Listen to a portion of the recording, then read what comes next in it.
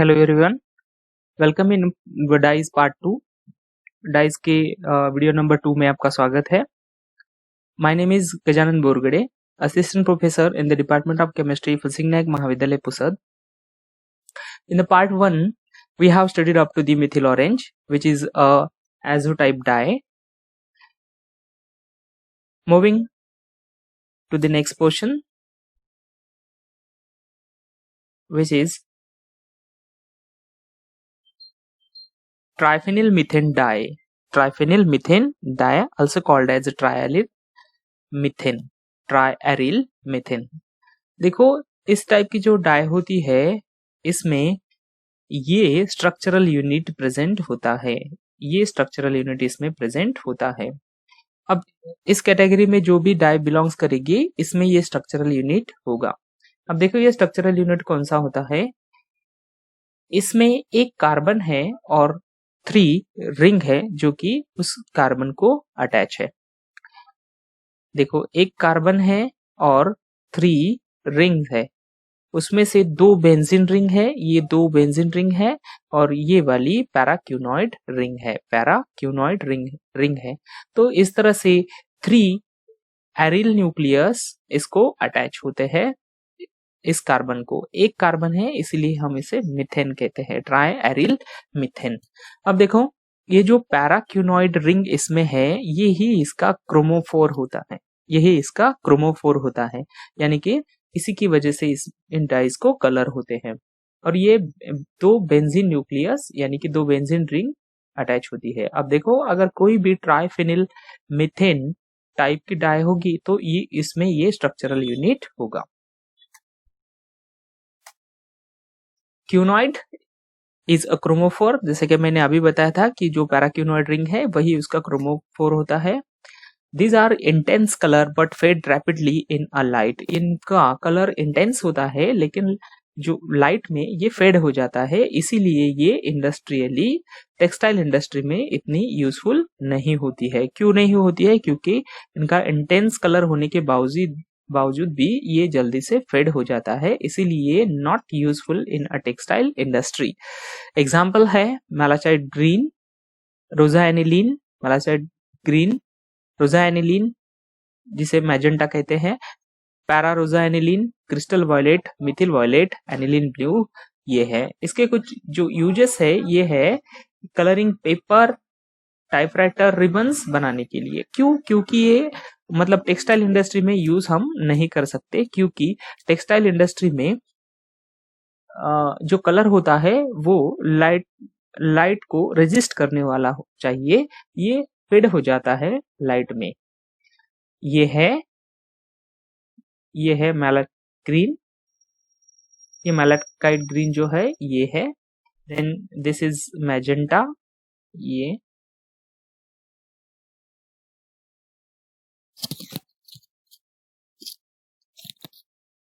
Crystal violet, ये aniline blue, ये aniline blue है और ये यहाँ पर लिखा है मिथिल वॉयलेट। यही जस्ट आपको एक फील देने के लिए मैंने ये इमेज यहाँ पर यूज की है। देखो, ये मैलाकाइट ग्रीन है, ये क्रिस्टल वॉयलेट है, ये रोजा एनिलीन का सॉल्यूशन है, मतलब जो मैजेंटा कलर है वो, ये मिथिल वॉयलेट है और ये एनिलीन ब्लू है। ठीक है, तो क्यूनॉइड जो होगा वही इसका क्रोमोफोर होता है। इंटेंस कलर के होते हैं लेकिन जल्दी से फेड हो जाते हैं लाइट में, इसीलिए इंडस्ट्रियली इतने यूजफुल नहीं होते हैं। तो इसका एग्जांपल देखते हैं क्रिस्टल वॉयलेट। देखो, ये है क्रिस्टल वॉयलेट का स्ट्रक्चर। अब जो क्रिस्टल वॉयलेट है, ये क्रिस्टल वॉयलेट में देखो, अभी जो हमने कहा था कि जो स्ट्रक्चरल यूनिट प्रेजेंट होता है 2 बेंजीन रिंग और एक पैराक्यूनॉइड रिंग का, तो देखो इसमें वो स्ट्रक्चरल यूनिट प्रेजेंट है। इसके अलावा तीनों रिंग्स पे नाइट्रोजन और 2 मिथिल ग्रुप प्रेजेंट है। 2 मिथिल ग्रुप और नाइट्रोजन तीनों रिंग्स पे प्रेजेंट है। अब यहाँ पर नाइट्रोजन जो पॉजिटिवली चार्ज है, पॉजिटिवली चार्ज नाइट्रोजन, ये क्लोराइड आयन स्टेबलाइज करता है, क्लोराइड आयन स्टेबलाइज करता है। तो ये क्रिस्टल वॉयलेट है। क्रिस्टल वॉयलेट जब सॉलिड स्टेट में होता है तो कुछ इस तरह से दिखेगा। ये है देखो क्रिस्टल वॉयलेट, और जब उसका एक्वस सॉल्यूशन हम बनाएंगे, ये एक्वस सॉल्यूशन के कंडीशंस में इस तरह से दिखता है। एक्वस कंडीशन में इस तरह से दिखता है। ठीक है, अब इसका हम प्रिपरेशन देखेंगे, इसके मेथड्स ऑफ प्रिपरेशन देखेंगे।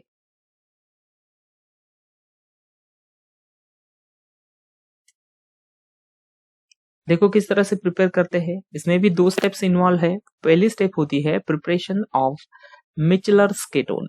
पहले स्टेप में हमें मिचलर्स केटोन्स को प्रिपेयर करना होता है। ये मिचलर्स केटोन्स इसका एक इंटरमीडिएट है जो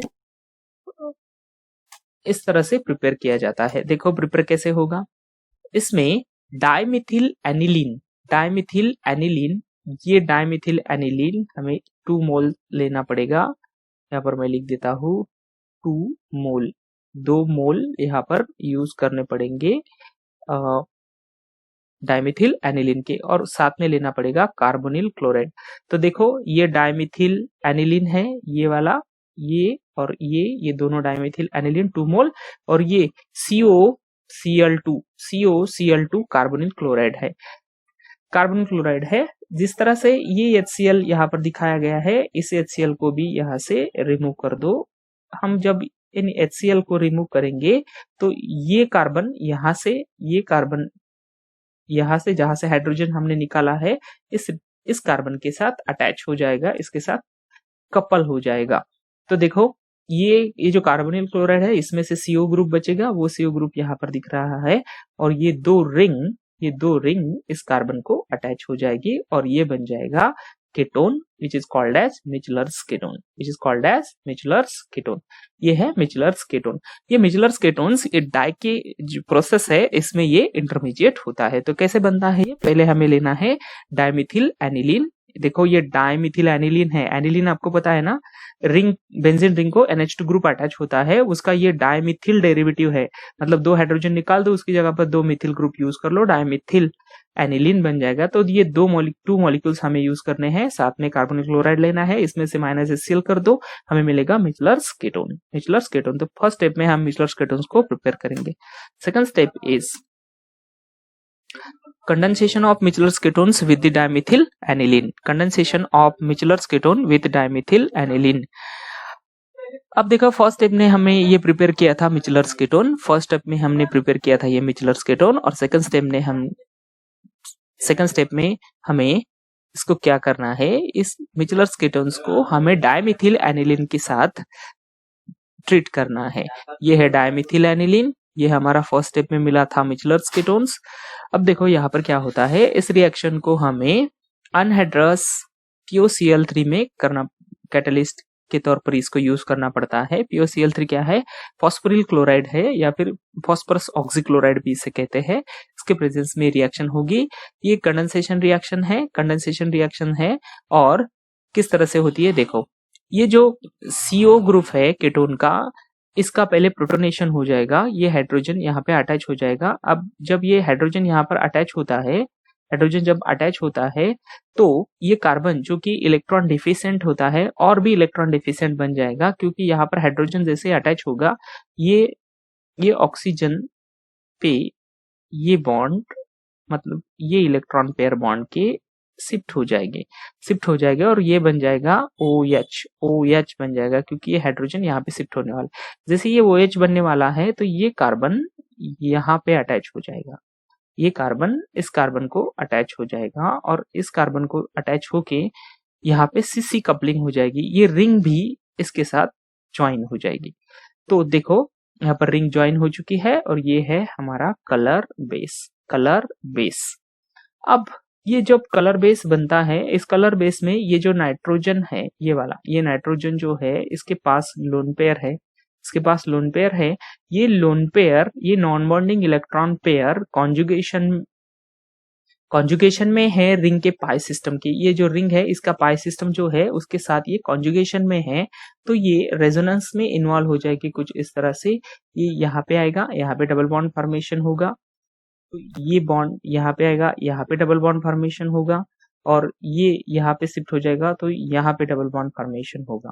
ठीक है, देखो यहाँ पे एक डबल बॉन्ड बनेगा, यहाँ पे डबल बॉन्ड बनेगा और यहाँ पे डबल बॉन्ड बनेगा, और ये OH ग्रुप सी और ऑक्सीजन का जो बॉन्ड है ये बॉन्ड ब्रेक हो जाएगा और यहाँ से OH ग्रुप निकलेगा। जब हम इसका एसिडिफिकेशन करेंगे तब HCl इसमें ऐड करेंगे तब।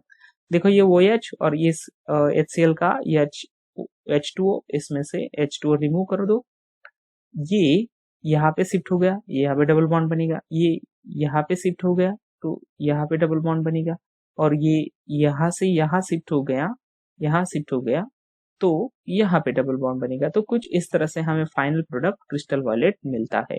क्योंकि ये नाइट्रोजन की वैलेंसी अब 4 हो चुकी है, देखो इसको 2 मिथिल ग्रुप अटैच है, 2 मिथिल ग्रुप अटैच है और इधर 2 बॉन्ड दिख रहे हैं, तो कितने हो गए, 4 बॉन्ड हो गए हैं। तो 4 हो गई, इसलिए इस पे पॉजिटिव चार्ज आएगा और ये पॉजिटिव चार्ज स्टेबलाइज करने के लिए यहाँ पे ये नेगेटिव क्लोराइड आयन होगा जो कि हमें इस HCl से मिलता है। तो इस तरह से ये क्रिस्टल वॉयलेट का क्लोराइड सॉल्ट बन जाएगा। देखो कैसे बना है क्रिस्टल वॉयलेट। क्रिस्टल वॉयलेट कैसे बना है, तो फर्स्ट स्टेप में हमें मिचेलर्स केटोन्स को प्रोड्यूस करना होता है। जो फर्स्ट स्टेप में हमें मिचेलर्स केटोन्स मिला था उसको हमें डाइमेथिल एनिलीन के साथ ट्रीट करना होता है in the presence of phosphoryl chloride POCl3। तो मिलता है हमें कलर बेस और उसका एसिडिफिकेशन करेंगे तो हमें मिलेगा क्रिस्टल वॉयलेट। क्रिस्टल वॉयलेट, तो इस तरह से क्रिस्टल वॉयलेट का प्रिपरेशन होता है। देखो कुछ प्रॉपर्टीज क्रिस्टल वॉयलेट की। It forms a large crystal, ये लार्ज क्रिस्टल फॉर्म करता है जो कि वॉयलेट कलर के होते हैं, जो कि वॉयलेट कलर के होते हैं, इसीलिए इसका नाम क्या है, क्रिस्टल वॉयलेट है। It is soluble in water, it is soluble in water and gives deep blue colour. देखो इसको याद रखो, ये वाटर में सोल्यूबल है और किस तरह का कलर देता है, डीप ब्लू कलर देता है। डीप ब्लू कलर देता है, ना कि वॉयलेट कलर, वॉयलेट क्रिस्टल्स होते हैं उसके। It is use to dye wool, silk and cotton fibers. Uses in ink, stamping pads and typewriter ribbons. Typewriter ribbons में ink में और stamping pads बनाने में as a indicator to in the determination of H positive ion concentration. Solution में H positive ion concentration determination के लिए इसको indicator के तौर पर भी यूज करते हैं क्रिस्टल वॉयलेट को। देखो क्रिस्टल वॉयलेट और मिथिल वॉयलेट, इन दोनों का कॉम्बिनेशन, क्रिस्टल वॉयलेट और मिथिल वॉयलेट का जो कॉम्बिनेशन होता है उसे कहते हैं जंक्शन वॉयलेट। जंक्शन वॉयलेट, इसको याद रखो, इंपॉर्टेंट है। Junction violet is a combination of crystal violet plus methyl violet. Crystal violet plus methyl violet से बनता है junction violet, which is use as a antiseptic for skin diseases. Skin diseases में ये antiseptic के तौर पर use करते हैं। फॉर एग्जांपल स्किन बर्न है तो, स्किन अल्सर है तो, या फिर वॉशिंग वुंड्स। ओके, तो इसका नेक्स्ट यूज है बायोलॉजिकल स्टेन। बायोलॉजिकल स्टेन के तौर पर भी इसे यूज करते हैं। जो स्टेन हम यूज करते हैं ना, जो स्लाइड बनाते वक्त हम कलर यूज करते हैं, क्योंकि जो माइक्रोस्कोप के अंडर वो अच्छी तरह से विजिबल हो, उसलिए जो कलर्स यूज करते हैं, जो कि स्टेन्स होती है बायोलॉजिकल, उसमें भी इसको यूज करते हैं। And making a pencil, pencil बनाने के लिए भी इसे यूज करते हैं। तो ये है कुछ इसके properties and uses. Okay, crystal violet. अब चलते हैं नेक्स्ट डाई की तरफ, वो है थैलेन डाइज। थैलेन डाइज, देखो ये 4th नंबर की डाई है, थैलेन डाई। अब ये कैसे बनती है, देखो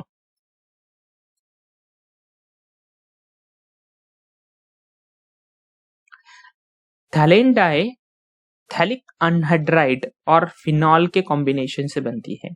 थैलिक अनहाइड्राइड और फिनॉल के कॉम्बिनेशन से बनती है। जब हम थैलिक अनहाइड्राइड को लेंगे फिनॉल के साथ इन the presence of dehydrating agents like ZnCl2 और H2SO4 या फिर ZnCl2 जैसे डिहाइड्रेटिंग एजेंट्स को जब हम लेंगे, डिहाइड्रेटिंग समझते हैं ना आप, रिमूवल ऑफ वाटर मॉलिक्यूल्स, तो जब हम इसको यूज करेंगे तब ये बनेगा, ये फॉर्म करेंगे थैलेन डाइज। थैलिक अनहाइड्राइड को फिनॉल के साथ इन the presence of dehydrating agent use करेंगे तब हमें मिलेगा फिनॉप्थैलीन डाइज, इसका एग्जाम्पल है फिनॉप्थैलीन डाइज। फिनॉप्थैलीन डाइज आपने नाम सुना होगा, फिनॉप्थैलीन इंडिकेटर है ये, फिनॉप्थैलीन डाइज। देखो इस तरह से इसका स्ट्रक्चर होता है। इसमें देखो 2 फिनॉल रिंग दिख रही है, एक और दूसरी, और ये जो स्ट्रक्चर दिख रहा है इथैलिक अनहाइड्राइड से आया है। स्ट्रक्चर को जरा नोट करो, फिनॉप्थैलीन, ये है फिनॉप्थैलीन का स्ट्रक्चर, जो फिनॉप्थैलीन डाई होती है वो। कैसे बनाते हैं इसको? बहुत सिंपल है इसका प्रिपरेशन। देखो, हीटिंग थैलिक अनहाइड्राइड, हमें क्या करना है, थैलिक अनहाइड्राइड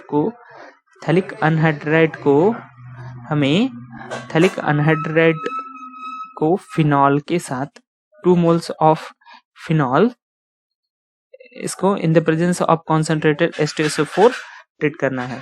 देखो ये फिनॉल है, ये दूसरे फिनॉल रिंग, हमने कितने मोल्स लिए यहाँ पर, 2 मोल्स ऑफ फिनॉल, और ये है थैलिक अनहाइड्राइड। इसमें से वाटर मॉलिक्यूल्स को, इस वाटर मॉलिक्यूल को निकाल दो। अब वाटर मॉलिक्यूल क्यों निकलेगा? क्योंकि हम यहाँ पर कौन सा एजेंट यूज कर रहे हैं, डिहाइड्रेटिंग एजेंट यूज कर रहे हैं, जो कि वाटर मॉलिक्यूल्स को रिमूव करता है। और वाटर मॉलिक्यूल्स को रिमूव करने के बाद, इसमें से डिहाइड्रेशन होने के बाद हम फाइनली मिलेगा हमारा प्रोडक्ट फिनॉप्थैलीन। देखो बहुत सिंपल है इसका प्रिपरेशंस। आपको क्या करना है, हीटिंग करनी है थैलिक अनहाइड्राइड की, जिसे हम 1 मोल लेना है, और फिनॉल 2 मोल्स लेना है in the presence of concentrated H2SO4, हमें मिलेगा फिनॉप्थैलीन मिलेगा। इसमें से H2 निकलेगा क्योंकि हम डिहाइड्रेटिंग एजेंट्स को यूज कर रहे हैं। See the properties and uses of phenol. First one, it is a white crystalline solid. Second, it is insoluble in water. ये white crystalline solid होता है, insoluble in water. Third one, soluble in alcohol and alkali. Fourth, use as an acid base indicator than a dye. So white crystalline solid होता है, insoluble होता है water में, soluble in alcohol and alkali, use as a acid base indicator than dye. Yes, बहुत common है ये फिनॉप्थैलीन indicator. Alkali में ये पिंक कलर का होता है और एसिड में कलरलेस होता है। ठीक है, so it is enough for today. See you in the next lecture. Thanks for watching. Thank you.